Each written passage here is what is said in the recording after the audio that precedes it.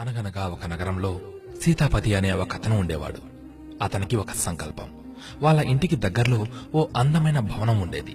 ఎవరిదా ఇల్లు అని అడిగితే ఎవరో కోటీశ్వరుడిల్లు అని సమాధానం వచ్చేది. అందుకే అనుకున్నాడు, ఎప్పటికైనా సరే ఈ నగరంలోని కోటీశ్వరుల జాబితాలో నేను కూడా చేరాలి అని. దానికోసం యవ్వనం నుండి కష్టపడ్డాడు. బాగా కష్టపడ్డాడు.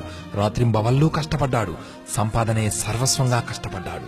40 ఏళ్లలోపే కోటీశ్వరుడయ్యాడు. 1 కోటి తరువాత మరో కోటి. అలా అలా 50 ఏళ్లలోపే ఎన్నో కోట్లు కూడబెట్టాడు. ఒకప్పుడు తాను చూసిన అందమైన భవనాల్లాంటివి 2-3 కట్టించాడు సీతాపతి. అయినా సరే తృప్తి కలగలేదు. ఆహా, ఈ ఇల్లు కాదు, నగరం మధ్యలో నా హోదాను చాటేలా, నా ప్రత్యేకత ఈ సమాజానికి తెలిసేలా ఇంద్రభవనం లాంటి ఒక ఇల్లు కట్టించాలి అనుకున్నాడు. దానికోసం మరింత కష్టపడ్డాడు. ఇంకేముంది, అనుకున్నది సాధించాడు సీతాపతి. నగరం నడిబొడ్డున విశాలమైన స్థలంలో అత్యాధునిక సౌకర్యాలు కలిగిన అద్భుతమైన భవనం కట్టించాడు. గృహప్రవేశం రోజున నగరంలోని ప్రముఖులందరినీ ఆహ్వానించాడు. ఒక్కో దేశం తాలూకు విశిష్టతలన్నీ ఒక్కచోటే పోగేసినట్టుగా ఉన్న ఆ ఇంటిని చూసి ఔరా అని ఆశ్చర్యపోయారు అందరూ. శభాష్ సీతాపతి అని అందరూ అభినందించారు. అతిథులంతా వెళ్లిపోయాక తన పడక గదికి వెళ్లి పడక మీద మన సీతాపతి నడుం వాల్చాడు.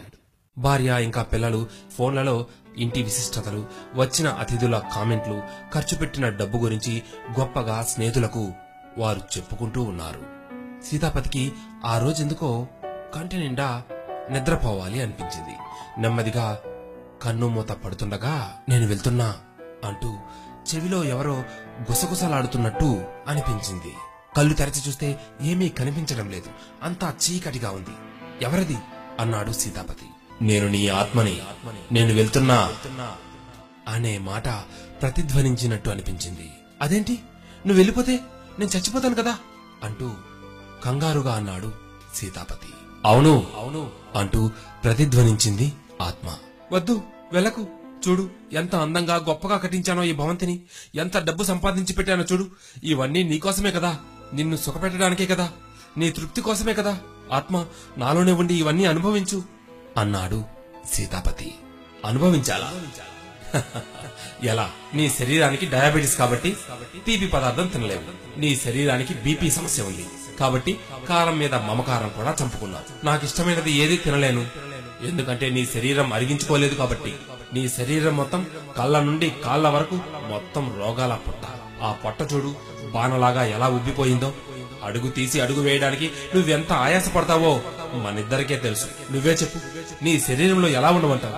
ఎక్కడికక్కడ శిథిలమైపోయిన ఇంట్లో ఎవరైనా ఉంటారా?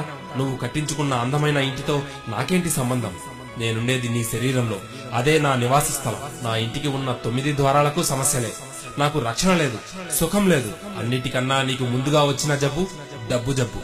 నీకు అది వచ్చిన నాటి నుండి నన్ను అసలు నిద్రపోనిచ్చావా?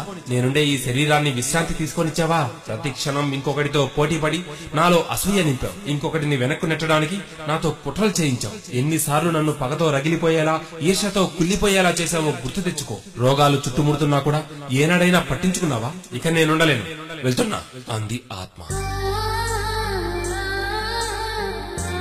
ఆ రాత్రి తాను కూడబెట్టిన లక్ష్మిని ఇక్కడే వదిలిపెట్టి సీతాపతి స్వర్గానికో నరకానికో, మొత్తానికి కానరాని లోకానికి వెళ్లిపోయాడు. ఇలాగే ప్రతి మనిషికి రేపటి గురించి ఆందోళన ఎక్కువైపోతోంది. దాంతో ఈ రోజే ఈ క్షణాన్ని ఆనందించడం మరచిపోతున్నాడు.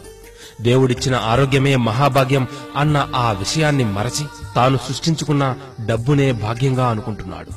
ఒక మాటలో చెప్పాలంటే రోగాలకు రమ్మని ఆహ్వానం పంపి అవి వస్తే ఖర్చు పెట్టేందుకు ఈరోజు కష్టపడి డబ్బు సంపాదిస్తున్నాడు. మన అవసరాలు తీర్చుకోవడానికి కష్టపడాలి, ఆనందించడానికి కష్టపడాలి, మనం ఉండే జీవితం కోసం కష్టపడాలి. ఈ క్షణం మరలా తిరిగి రాదు.